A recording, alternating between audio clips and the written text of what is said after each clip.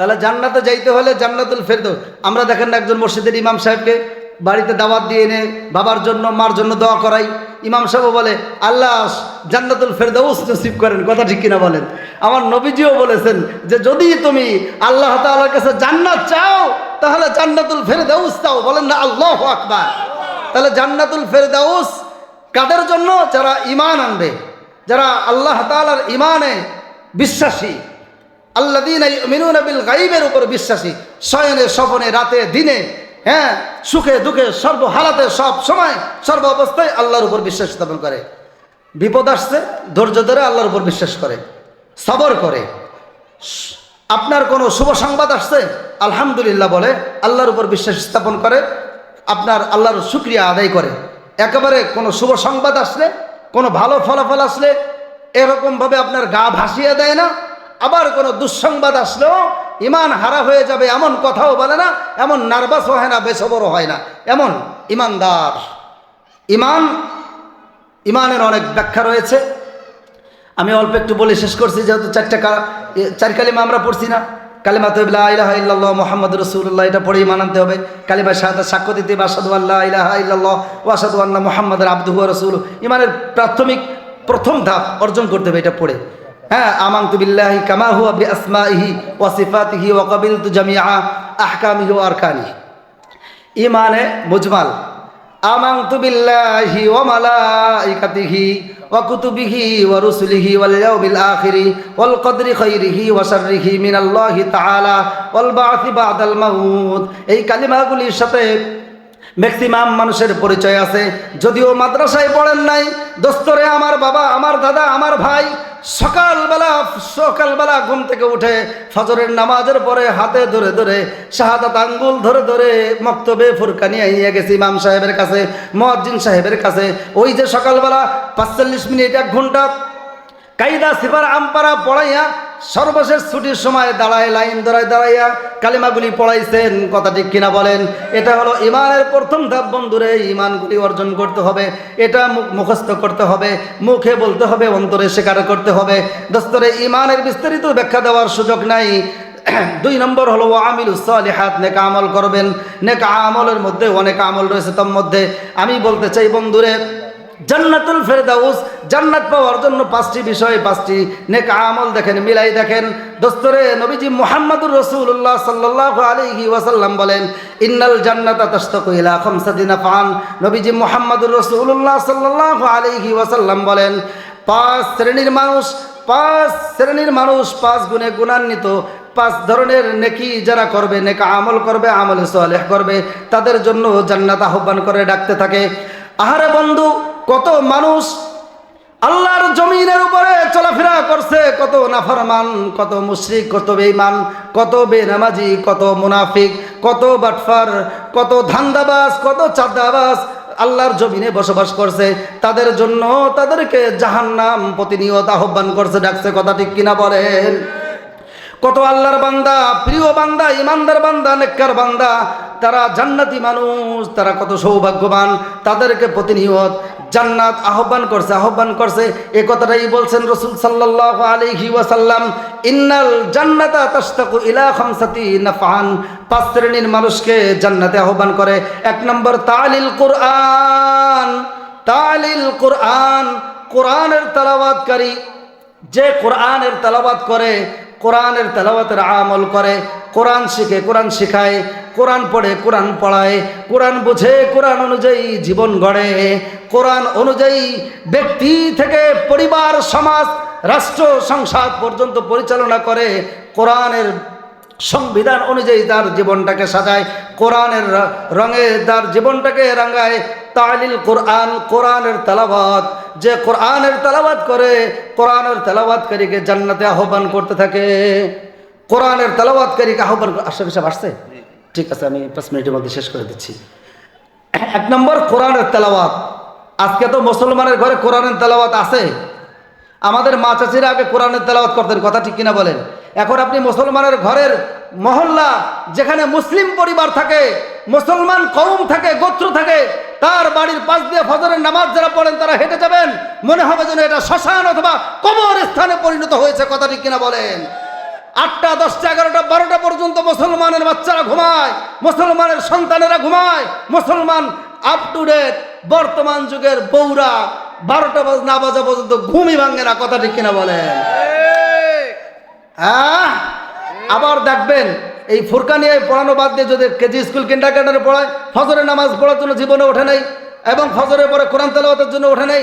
আবার kindergarten KG স্কুলে পড়ার জন্য মাইয়াকেও সাজায়, মাও সাজে, সন্তানকেও সাজায়, মাও সাজে, সেজে বুঝে পড়ে কিন্ডারগার্টেন কেজি স্কুলে যে বসে থাকে। আমার কথার উদ্দেশ্য কেজি স্কুল কিন্ডারগার্টেন বাংলার বিরোধী না। আমার মেয়েও ক্লাস 7-এ পড়ে, পর্দার সাথে পড়াইতে পারবেন, শালীনতার সাথে ডাক্তার ইঞ্জিনিয়ার সব বানাইতে পারবেন, তবে প্রাথমিক পর্যায়ে আপনি কোরআনের বীজ তাকে দিতে হবে, কথা ঠিক কিনা বলে? মুসলমান এই যে মার্কাজুল ফয়েজ, তারই একটা ধারাবাহিকতা অংশ হিসেবে আল্লাহ কবুল করেন, আমিন। তাহলে 1 নম্বর তালিল কোরআন, কোরআনের তেলাওয়াত। হাফেজ বলেন, আলেম বলেন, হাজি বলেন, গাজী বলেন, কোরআনের হাফেজ বলেন, নামাজি বলেন, আপনার সাধারণ মুসলমান বলেন, সব শ্রেণী তবকা অনুযায়ী প্রত্যেকের মধ্যে কোরআনের তেলাওয়াতের মাইনাস, কোরআনের তেলাওয়াতের মাইনাস। আমরা যখন হেফজে পড়েছি, আমাদের হাফেজ সাহেব বলেছেন যে হাত্তাল মাউত, মৌত পর্যন্ত তুমি যে হাফেজ হইলা, কোরআনের 30 পারা কোরআন মুখস্থ করেছো, কবর পর্যন্ত, মৃত্যুর আগের দিন পর্যন্ত প্রতিদিন 3 পারা কোরআন তেলাওয়াত করবে। আজকাল হাফেজ সাহেবরাও তেলাওয়াত করে না, করে কম করে। আবার আপনাদের সামনে হাফেজ সাহেবকে দোষ দিচ্ছি, আরে আপনারা তো মোটেও পারেন না, কথা ঠিক কিনা বলেন? হ্যাঁ, এই জন্য কোরআনের তেলাওয়াত চালু রাখতে হবে, কথা ঠিক আছে তো ইনশাআল্লাহ? আপনি না পারেন, আপনি আপনার সন্তানদের শিখাবেন, আপনার সন্তান না পারে নাতি নাতিদেরকে শিখাবেন, কেউ না পারুক আপনি মহল্লার ইমাম সাহেবের কাছে যে বলবেন, ইমাম সাহেব আমাকে একটা সূরা শোনান, একটা সূরা আমাকে শিখান, আমি একটু তেলাওয়াত করেন, আমি শুনি, না জানি এই সূরার বিনিময়ে আমাকে আল্লাহর জান্নাত আমাকে আহ্বান করবে। 2 নম্বর ও হাফিজুল লিসান, জবানের হেফাজত। জবানের হেফাজতের কথা কই মনে, চা দোকানে গেলে দেখা যায় যে জবানের হেফাজত কদ্দুর হয়, কথা ঠিক কিনা বলেন? আমাদের বউরা, হ্যাঁ, স্বামীর প্রতি অভিযোগের কোনো শেষ নাই, কি যে জবানের হেফাজত করে। কয় কপাল পড়ার ঘরে এলাম, পাশের বাড়ির বাবিরে স্বর্ণ দিয়ে ভরিয়া লাইছে, আমার একটা সিটি গোল্ডের চেনও পর্যন্ত দেয় না, কথা ঠিক কিনা বলেন? স্বামীর ব্যাপারে অভিযোগ, এই জবান দিয়ে অভিযোগ করা যাবে না, কথা ঠিক কিনা বলেন? হ্যাঁ যুবকরা, বিয়ের সাথী করলে দেখে শুনে করিস কিন্তু, কথা ঠিক আছে? আল্লাহ কবুল করেন, আমিন। 2 নম্বর। 3 নম্বর হলো মুতঈমিল জিয়ান, অনাহারীকে, অভাবীকে, ক্ষুধার্তকে খাদ্যের ব্যবস্থা করা। মনে থাকবে তো ইনশাল্লাহ? করবেন তো? প্রতিবেশীর খবর দিবেন, তরকারির ঝোল বেশি দিবেন। অনেক বিস্তারিত কথা ছিল, বলতে পারলাম না। 4 নম্বর হলো অমুকসিল অরিয়ান, শীত বস্ত্র, কাপড় চোপড় যাদের কেনার সামর্থ্য নাই, তাদের একটু ব্যবস্থা করে দিবেন, ঠিক আছে তো? মাঝে মাঝে টাকা পয়সা আছে, আপনি একটা শীতের গরম কাপড় কিনছেন, তো আপনি একটু রেল স্টেশনে হেঁটে যান জয়দেবপুর, দেখেন যে কষ্টে আছে কে, শীতের কাপড় নাই, আপনার এরকমভাবে একটা গরম কাপড় পরার কোনো ক্ষমতা নাই, রাত্রে শুয়ে রয়েছে খোলা আসমানের নিচে, গাছতলা, রাস্তার পাশে, কোনো কম্বল নাই, একেবারে উদাম শরীরে শুয়ে আছে, তার জন্য একটু কাপড়ের ব্যবস্থা করে দেন। আপনার প্রতিবেশী তাদেরকে দেন। এমনকি আপনার ভাই, আপনার আত্মীয় যদি নিকট এরকম থাকে গরিব কেউ, তাহলে আপনি তাদেরকে ঢাকঢোল না পিটে একটু চুপি চুপি যে তাদের একটু ব্যবস্থা করে দেন। অমুকসিল উরিয়ান, কাপড় চোপড়ের ব্যবস্থা করবেন তো ইনশাআল্লাহ? 5 নম্বর হলো ওমান সাল্লা আলা হাবিবির রহমান, নবীজি মুহাম্মদ রাসূলুল্লাহ সাল্লাল্লাহু আলাইহি ওয়াসাল্লামের উপর যে বেশি বেশি করে দুরূদ শরীফ পড়ে, তাকে, তার জন্য আল্লাহর জান্নাত আহ্বান করতে থাকে, বলেন না আল্লাহু আকবার। তাহলে 5 শ্রেণীর মানুষকে আল্লাহ জান্নাতে ডাকে। 1 নম্বর হলো কোরআনের তেলাওয়াতকারী, জবানের হেফাজতকারী। 2 নম্বর। 3 নম্বর হলো যে নিজে না খেয়ে অন্যকে খাওয়ায়, হ্যাঁ, ক্ষুধার্তকে ক্ষুধা নিবারণ করে। 4 নম্বর হলো বস্ত্রহীনকে বস্ত্রের ব্যবস্থা করে, কাপড় চোপড়ের ব্যবস্থা করে। 5 নম্বর হলো নবী মুহাম্মদুর রাসূলুল্লাহ সাল্লাল্লাহু আলাইহি ওয়াসাল্লামের উপর দুরূদ শরীফের আমল। এই 5 আমল করতে পারবেন তো ইনশাআল্লাহ? হ্যাঁ, ঈমানের সাথে নেক আমল করবেন। জান্নাতুল ফেরদৌস আমাদের জন্য অপেক্ষা করতেছে। খালিদিনা ফিহা লা ইয়াবগুনা আনহা হিওয়ালা। জান্নাতুল ফেরদৌস এমন জান্নাত যেখানে যারা প্রবেশ করবে আর জীবনে কোনোদিন বাহির হবে না। যেমন আমি এখানে আর বসে থাকতে পারতেছি। আল্লাহ তাআলা কবুল করুন। আসসালামু আলাইকুম ওয়া রাহমাতুল্লাহ। আলহামদুলিল্লাহ। মারকাজুল ফয়েজ আল ইসলামী গাজীপুর ৪র্থ বার্ষিক ওয়াজ ও দোয়া মাহফিলে চলছে অধিবেশন। আমি একটু সালাম আবার দেই, একটু জোরে সোরে কাশি টাশি দিয়ে একটু আওয়াজ দেন। আসসালামু আলাইকুম ওয়া রাহমাতুল্লাহ। বলেন আলহামদুলিল্লাহ। এই জমিন উর্বর হবে ইনশাআল্লাহ। এবং এই এলাকা থেকে ভালো কিছু ফসল আল্লাহ তাআলা দিবেন এবং আপনারা সৌভাগ্যবান, বলেন আলহামদুলিল্লাহ। এত এত উলামা ইকরাম, আমার মনে হয় যে এই মধ্য পুরুলিয়াতে ইতিপূর্বে কোনো মাহফিলে আসছে, কথা ঠিক কিনা বলেন? কেমনে কেমনে যেন আপনাদের সৌভাগ্যবান, আপনারা মিলে গেছেন। তাজুল ইসলাম ফয়েজি আমাদের স্নেহের, আমাদেরও আজকের প্রোগ্রাম, এই যারা আসছে বিভিন্ন জায়গায় প্রোগ্রাম থাকে, আজকে কারোরই প্রোগ্রাম নেই, আজকের প্রোগ্রাম এখানে, বলেন আলহামদুলিল্লাহ। সবাই এজন্য এসে এসে একটু সময় দিয়েছে। এরপরে আমাদের ধারাবাহিক এরপরে আলোচনা করবেন আমাদের আবুল হাসেম আশরাফি সাহেব, উনি একটু লম্বা টাইমে আলোচনা করবেন। এরপর আমাদের আলী হায়দার গাজীপুর সাহেব আলোচনা করবেন, উনিও একটু লম্বা টাইম আলোচনা করবেন। এরপরে আপনার দেলোয়ার হোসেন তাওহিদি সাহেব, তিনি একটু লম্বা আলোচনা করবেন। তার আগে আমরা জমিনটাকে একটু উর্বর করলাম, অর্থাৎ আপনাদের দিলটাকে একটু উর্বর করলাম, পরিবেশ তৈরি করলাম। আলহামদুলিল্লাহ, ওই যে মাঝখানে একটা গ্যাপ, মাদ্রাসা মেইন রোড গেট, মাঝখানে অন্ধকার, এই স্টেজটা মনে হয় ওখানে করলে আরও সুন্দর হতো, কথা ঠিক কিনা বলেন? এই গ্যাপে দেখেন অন্ধকারে অনেকে দাঁড়ায় রয়েছে, ওই যে আলো, রাস্তায় আলো, গেটের কাছে আলো, দোকানে আলো দেখা যাচ্ছে, এখানে আলো, মাঝখানে কি অন্ধকার। আল্লাহ রসুল সাল্লাল্লাহু আলাইহি ওয়াসাল্লাম বলেন, এক শ্রেণী যাবে জান্নাতে, আর এক শ্রেণী যাবে জাহান্নামে, মাঝখানে একটা দল থাকবে। মাঝখানে কি থাকবে? মাঝখানে একটা দল থাকবে। এই দল না জাহান্নাম পাবে না জান্নাত পাবে, তাদের কিন্তু জান্নাতি আলাদা একটা আরামে থাকবে, কি আফসোস, জাহান্নামীরা কষ্টে থাকবে, কি কষ্ট। এই মাঝখানে থাইকা ওরা ছটফট করতে থাকবে। আচ্ছা বলেন তো, আপনারা তিনজন একসঙ্গে গেছেন কোনো বাড়িতে, যাওয়ার পরে আপনাদের খাবার দিয়েছে দুইজনে, আর একজনে বসায় রাখছে, দামি দামি খাবার, গিরানের খাবার খাইতেছেন, আর যে দাঁড়াই দাঁড়াই দেখতেছে বা বসে রয়েছে, খাবার দিচ্ছে না। বলেন তো, খাবার যারা খাইতেছে আর খাওয়াচ্ছে, তাদের তুলনায় কষ্ট যে দেখতেছে তার কষ্ট হচ্ছে না? তো ওই জন্য আমি উদ্যত আহ্বান করবো, ওই যে আলো আর এই যে আলো, মাঝখানে যে অন্ধকার, অন্ধকারে যারা ঘোরাফেরা করছেন, দাঁড়ায় আছেন, আসবেন কি আসবেন না, সব উলামা একরামরা একজনের পর একজন 10 মিনিট 20 মিনিট পর পর আইতেছে যাইতেছে, কি কারিশমা, বলেন না আল্লাহু আকবার। এখনই সুন্দর আলোচনা হবে ইনশাল্লাহ। আমার পরে আমি হয়তো অল্প সময় আলোচনা করব, আমি ওই আসা যাওয়ার মধ্যে একজন শেষ, এরপরে লম্বা সময় আলোচনা করবেন, বলেন আলহামদুলিল্লাহ। সবাই ভালো আছেন? আলহামদুলিল্লাহ, আলহামদুলিল্লাহ, আলহামদুলিল্লাহ ওয়া কাফা ওয়া সালামুন আলা ইবাদিহিল্লাযীনা ইসতাফা। أما بعد فأعوذ بالله من الشيطان الرجيم. بسم الله الرحمن الرحيم. إن الذين آمنوا وعملوا الصالحات كانت لهم جنات الفردوس نزلا خالدين فيها لا يبغون عنها حولا. بارك الله لنا ولكم في القرآن العظيم ونفعناه وإياكم من الشاهدين الشاكرين والذاكرين والحمد لله رب العالمين. وقال رسول الله صلى الله عليه وسلم إن الجنة تشتاق إلى 5 نفعا أو كما قال عليه الصلاة والسلام. وقال تعالى في تعظيم الشان حبيبه إن الله وملائكته يصلون على النبي يا أيها الذين آمنوا صلوا عليه وسلموا تسليما. সকলে মহব্বতের সাথে একবার দুরূদ ইব্রাহিম, নামাজের মধ্যে যে দুরূদ শরীফ পড়ি আমরা, যে যেখানে অবস্থান করছেন, দাঁড়িয়ে আছেন, বসা আছেন, হাঁটা অবস্থায় আছেন, আমার মাইকের আওয়াজ যার কান পর্যন্ত পৌঁছাচ্ছে, তাদের অনুরোধ করছি, আমার পর্দার অন্তরালের মা বোনেরা এবং আশেপাশের বিল্ডিং বাড়িতে মা বোনেরা সহ যারা অবস্থান করছেন, মাইকের আওয়াজ শুনতেছেন, তাদের সকলের প্রতি বিনীত অনুরোধ, সকলে মহব্বতের সাথে যার যার অবস্থান থেকে একবার দুরূদ ইব্রাহিম, আল্লাহুম্মা সাল্লি আলা মুহাম্মাদিন ওয়া আলা আলি মুহাম্মাদ কামা সাল্লাইতা আলা ইব্রাহিম وعلى آل إبراهيم إنك حميد مجيد. اللهم بارك على محمد وعلى آل محمد كما باركت على إبراهيم وعلى آل إبراهيم إنك حميد مجيد. সকল বলেন اللهم آمين. মুআজ্জাজ মুহতারাম,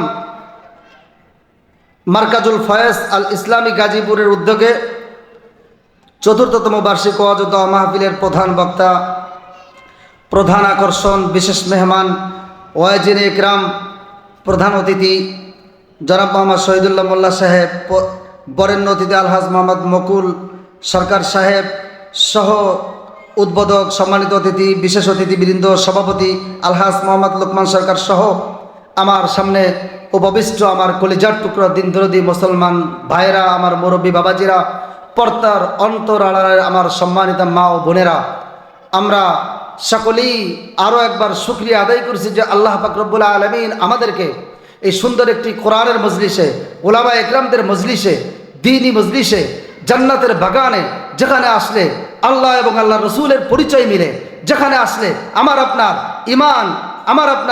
ইমানের একটু তালিম হয়, ইমান বৃদ্ধি পায়, ইমানের হরকত হয়, আমলের উন্নতি হয়, আখিরাতের জিন্দেগির রাস্তা আমরা খুঁজে পাই, এরকম সামিয়ানার নিচে দামি মজলিসে, মুজাকারার মজলিসে, তালিমে, ওলামা ইকরামদের কোরআন এবং হাদিসের বয়ানে আল্লাহ তাআলা আমাদেরকে কবুল করেছেন, আসার বসার তৌফিক দিয়েছেন।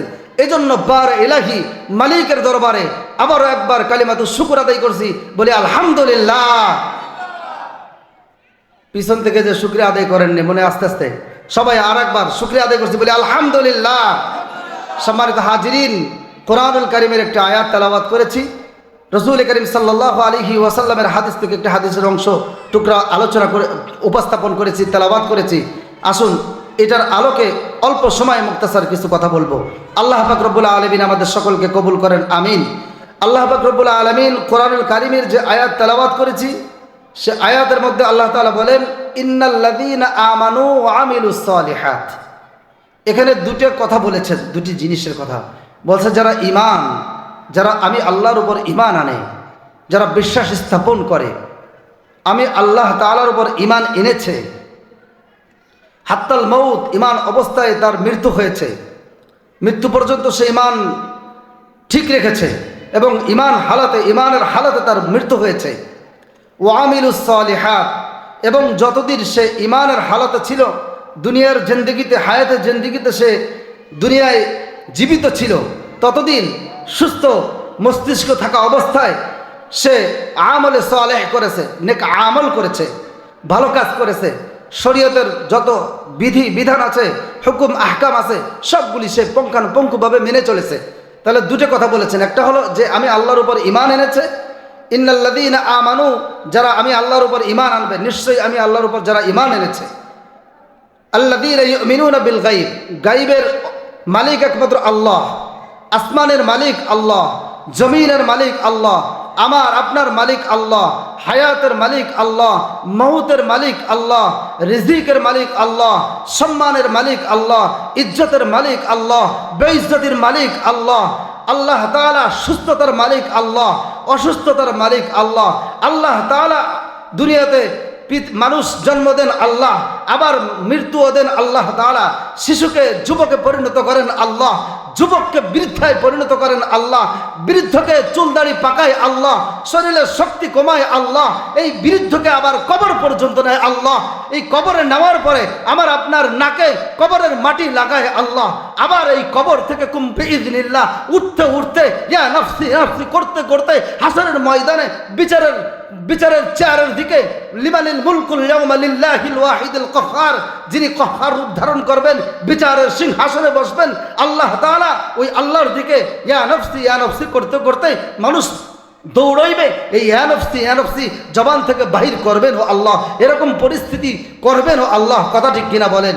এই আল্লাহর উপর যারা ঈমান আনবে তারা হলো ঈমানদার, তারা হলো মুত্তাকি, তারা হলো সচ্চা ঈমানদার। এই ঈমানের উপর যারা অটল অবিচল অটুট থাকবে এবং নেক আমল করবে, তাদের জন্য একটা শুভ সংবাদ, তাদের জন্য একটা সুসংবাদ, কানাত লাহুম জান্নাতুল ফিরদাউসি নুজুলা। বলেন না সুবহানাল্লাহি ওয়া বিহামদিহি। তাদের জন্য রয়েছে কি? জান্নাতুল ফিরদাউস। এখানে যারা আছেন তাদের কাছে আমি জানতে চাই, বলেন তো কে কে জাহান্নামে যেতে চায়? আরে মুসিবত, কেউ যেতে চান না জাহান্নামে, যেতে চান না কেউ নাই, একজনও না। একটু চিন্তা ভাবনা করে দেখেন, নাই। এবার আরেকবার জানতে চাই, বলেন তো কে কে জান্নাতে যেতে চায়? আল্লাহু আকবার। ওই যে মাঝখানে হাত উঁচা করে নেই, আমরা তো শিক্ষক, আমরা হাজার হাজার ছাত্রের উস্তাদ, আমরা পড়ালেখা করাই, 5,000 ছাত্র যদি থাকে, এর ভিতরে পিছনে কে শয়তানি করতেছে, দুষ্টুমি করতেছে, পড়তেছে না, ফাঁকি দিচ্ছে, মাথা নিচু করে বসে রয়েছে, খোঁচাচ্ছে, সব আমাদের চোখে ধরা পড়ে। কথা ঠিক কিনা বলেন? আল্লাহু আকবার, হাত উঁচু করেন, আল্লাহু আকবার।